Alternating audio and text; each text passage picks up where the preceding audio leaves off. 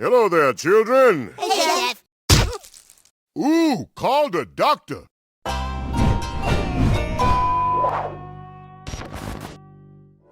will win our soul? Our Savior and Lord? Or the Prince of Darkness? It's the final battle between good and evil. And it's only on pay-per-view. Jesus versus Satan. Live from the South Park Forum on Saturday. Call now to order. Only $49.95. Okay, so this is season 1, episode 8, entitled Damien. And it is somewhat based on the original South Park short, The Spirit of Christmas, Jesus versus Santa. But instead of Santa, it's Satan. Just rearrange the letters. Yeah, exactly. That's what I was thinking. Yeah, it's got a lot of elements of that early short in it.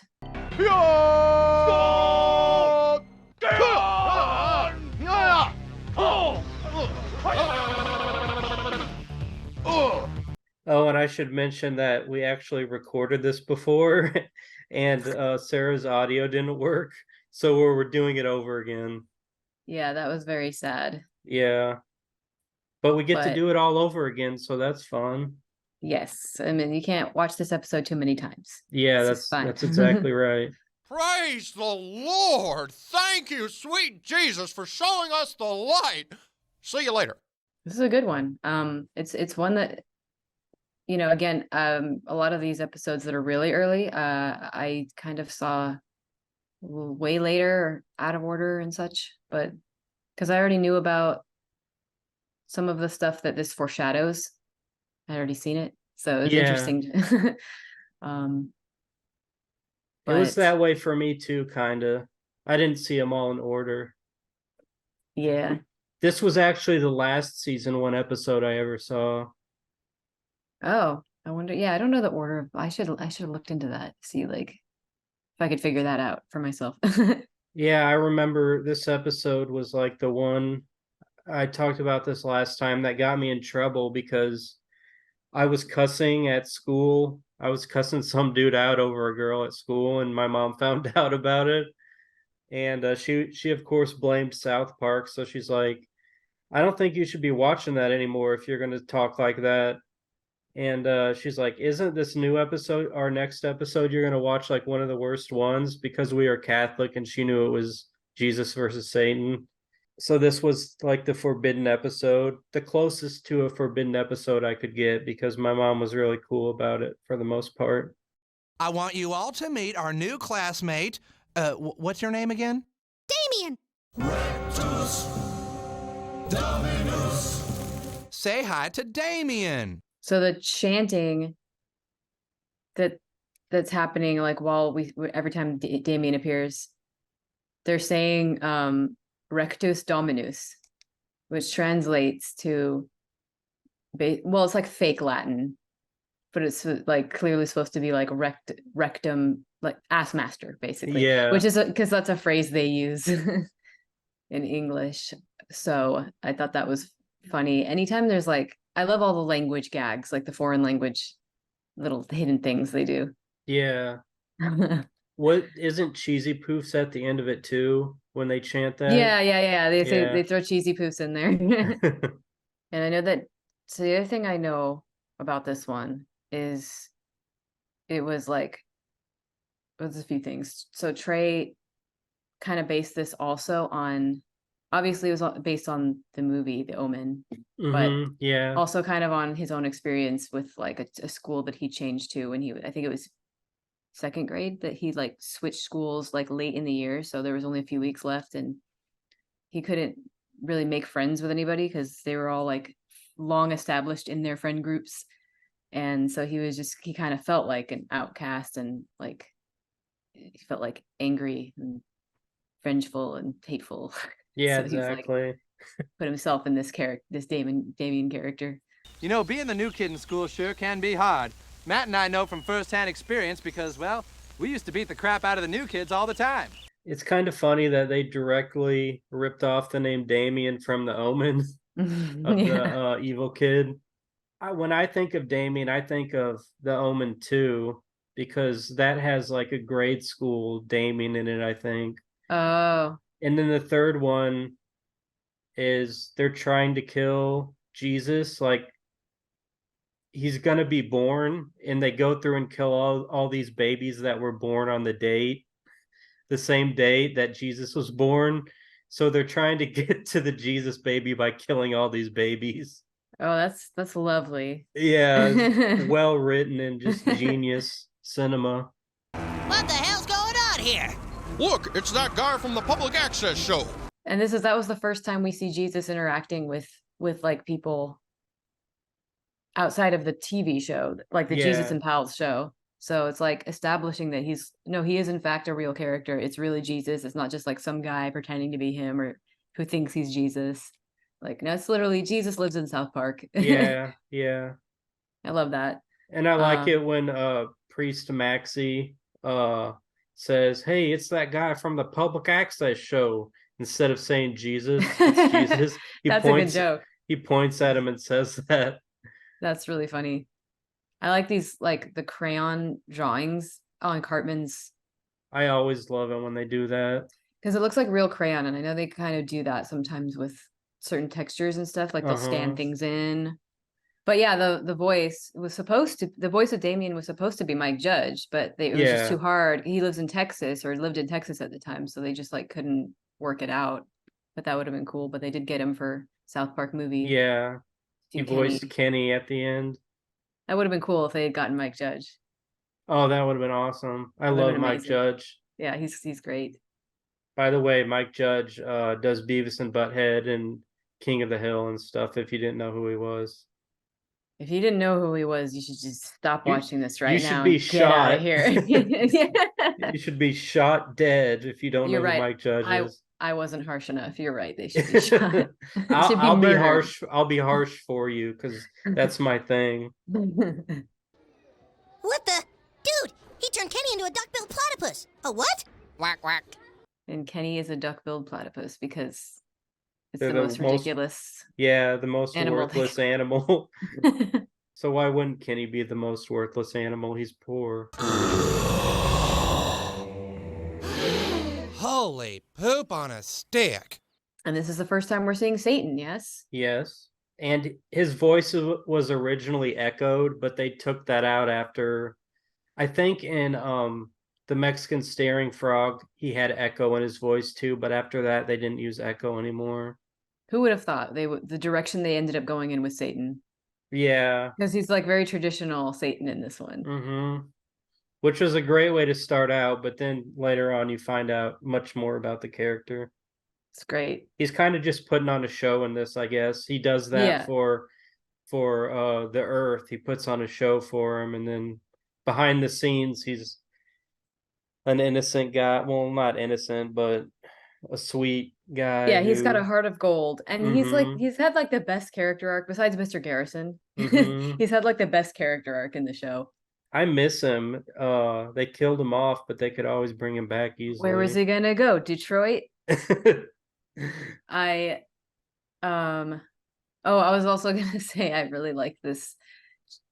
One of those things. So a lot of episodes have like a line that just sticks with me forever, and every time something reminds me of it, like every time I think like, oh, did I leave my oven on? Or someone says that, I always think of that. Mr. Garrison saying, "I think I left your oven on too."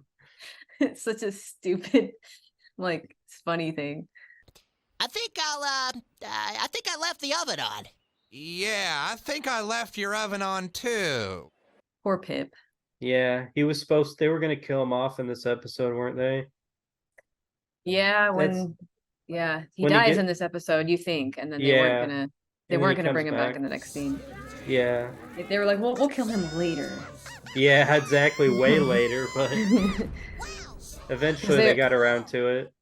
Because at first it was like, oh, they just wanted Kenny to be the only kid that they wanted to keep to like that being the only joke of kids dying. But they abandoned that later. Like they're killing kids left and right in this show now. With cops killing everybody in that one episode, or the more recent one. The whites like running over a kid. Yeah, Jason. That kid based on Jason McHugh.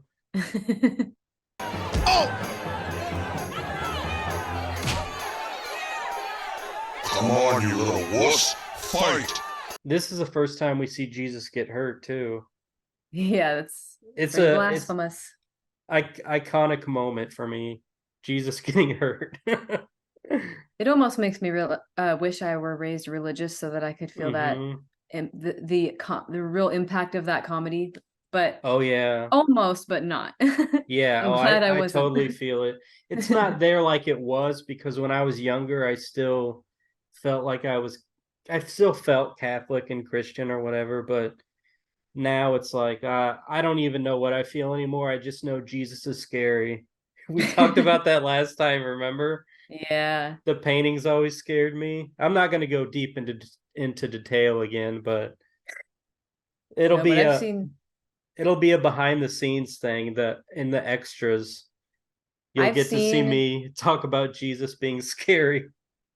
the things I've seen in churches are way more graphic. The few churches I've been in are way more graphic than anything they've done with Jesus in this show. That's Like, true. like I walked into a church, there was a giant Jesus on a cross with like nails in his hands, blood dripping Mhm. down. I'm like, Isn't that scary? it's horrifying. I was like, geez, why do people do this? And I wonder why I'm scared of him. Like I question why I'm so scared of They Jesus. they But want that's what they want. yeah, because they want you to be scared to go to hell. But I'm just going to tap you, all right? Give it your best shot. Oh! Oh, God in heaven, what have I done? Anybody get the number of that truck? And they got the real dude, let's get ready Michael to Buffer. rumble. That's his Michael name, yeah. Buffer, is that his name? Because they wanted to use that phrase, let's get ready to rumble, but it was trademarked. The guy trademarked it, so they just got him to come in and do it. As that was the solution. And in the very, very black corner, wearing very, very black trunks, the king of all that is evil, Beelzebub. I also wanted to mention that I like it when Jesus's halo is like all over the place when he's in that one shot. Like he's dizzy and the halo's all over the place. It's like spinning, Yeah. like instead of having birds flying around over the head, it's like his halo. There's also like a mistake I noticed that that when Kyle tells them, you still had that one person that voted for you or that bet on you. Mhm. But how did he know that? He wasn't in the bar when that was revealed. Yeah, exactly. Maybe they were spying and they just didn't tell it in the story. You know, somebody once said, don't try to be a great man, just be a man. Who said that? You did, Jesus. Now this is they say it's a Star Trek reference, but it's one of the very few that they actually come out and say this is a Star Trek reference. That's from Star Trek. It was the needs of the many outweigh the needs of the few was after this, and then this one. But like when I went and watched the original series of Star Trek, every other episode was like, oh, that was on South Park. Oh, they referenced that on South Park. There's so many Star Trek references. They love but Star this Trek. one, this came out like a year, 2 years after First Contact, and that's what that line was from. Don't try to be a great man, just be a man. Yeah. And it was Riker was telling that to, oh no, I can't forget the guy's name. I can't. That's terrible. He's very important. The guy who is responsible for everything. Anyway, he tells, I have it on the tip of my tongue. He tells this guy, the guy basically who discovered warp drive, the ability for them to like travel in space and everything Star Trek can do. This guy is like responsible for all of it. And he's like, they've traveled back in time and they're talking to him, and Riker says to him the same thing, like, don't try to be a great man, just be somebody wise said this once. And the guy goes like, who was that? And he goes, you did. So it's a great moment. And when I watched that movie, I was like, there it is. Wow, did he say that in the Bible? No, I saw it on Star Trek. He was played by the dude from Babe, the farmer. Oh, I know who you mean. The old guy? I can't remember his real name either. Yeah, I don't remember his name. Zephram Cochrane. Oh, thank God. I did not want to like end this podcast without remembering his name. All right. I'm a bad Trekkie if I do. Zephram Cochrane. I'll be sure not to cut that part out. Thank you. Dad, look! There's a rare duck-billed platypus! It's coming right for us! Does it count as a Kenny death if he's a platypus and not himself? I don't know. That's pretty deep. I never really thought about that. Is it Kenny or is it just a platypus? We're gonna create some arguing in the comments. Yeah, I hope so. That's what I'm all about. I also like that. I was gonna say too, when he announces Satan as Beelzebub. Yeah. I for the longest time, I don't even know how long, did not know what he was saying because I'd never heard the name Beelzebub. Yeah. And then at some point I learned what that was, and I was like, oh, that's what that guy was saying. Yeah. Just like, what is this gibberish? Yeah. I had heard that pretty young, being Catholic, but Right. Yeah. my friends and I used to say it because it sounded funny. It does sound funny. It does. It's a funny word. It's That's like, how why do you they take used it. how do you take it seriously as like a scary the Prince of Darkness when his name is Beelzebub? Okay, the two things this episode means to me is it pissed my mom off and Jesus is scary. Those are the two things I got from this episode. I like the memories. That's great. Yeah. Those are great memories to have.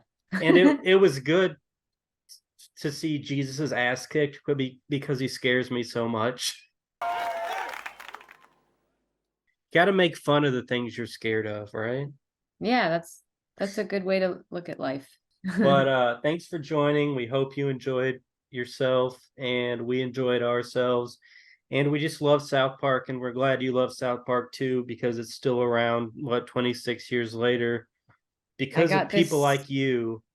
Yes, I got this shirt in South Park, in the real South Park. I saw that shirt in the real South Park. In Fairplay, Colorado. We were there together. Yeah, remember? Yeah, I do. We were there together. Yeah. The one time we saw each other in person, pretty much. Yeah. And now we do a podcast together. So yes. Yeah. They screen these in the like in house or whatever. I thought so. Yeah, so that's why I got this particular one, because I was like, well, they probably have a lot of stuff here that you could get anywhere. Uh-huh. But I asked the guy in the shop. Ants in the pants.